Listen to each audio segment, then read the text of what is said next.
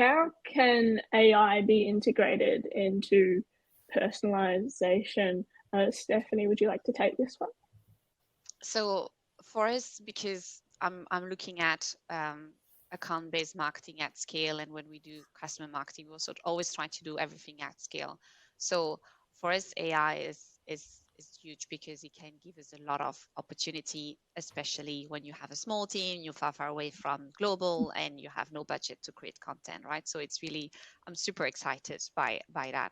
So the personalization at scale, to give an example, we're running industry campaigns if we have no expert in house. So how do we find an industry where we can speak to the AE and we can speak to the to everyone who's involved with customers to kind of get the input, but that's very tedious. Or we can go to AI and kind of have some suggestion for the trends and the topic. So this is amazing.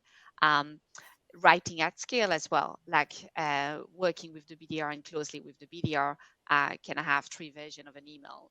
Can I have different call scripts? How would you say it differently? Can you give me another hook for the variation of the opening statement?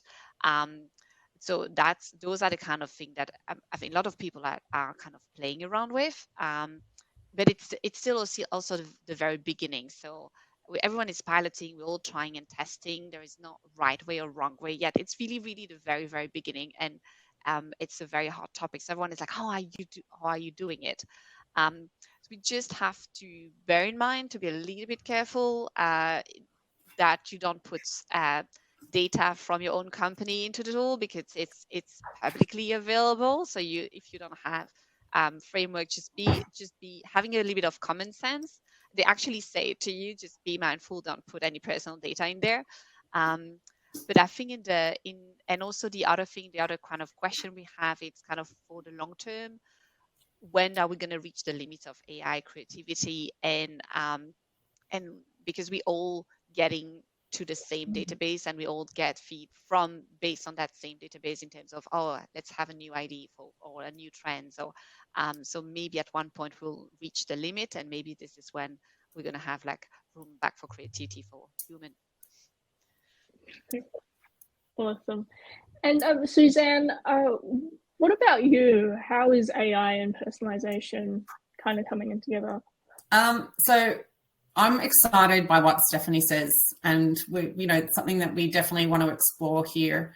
However, at CSG, we have AI embedded in some of our solutions, but from a marketing perspective or from a whole of business perspective, we are waiting for legal to provide a framework for us to make sure that we are thoughtful and to Stephanie's point, when we do use these tools, at what point, how much data can we put in, and how much data do we need to keep out in order to be able to create anything meaningful?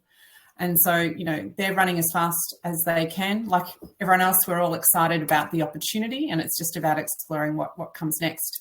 But the industries that I serve, or that we work in, there's not thousands of customers, right? So if I think about, I call them essential industries. So typically, it's mining, oil and gas, telco, telecommunications. They're smaller markets than a B2C typically.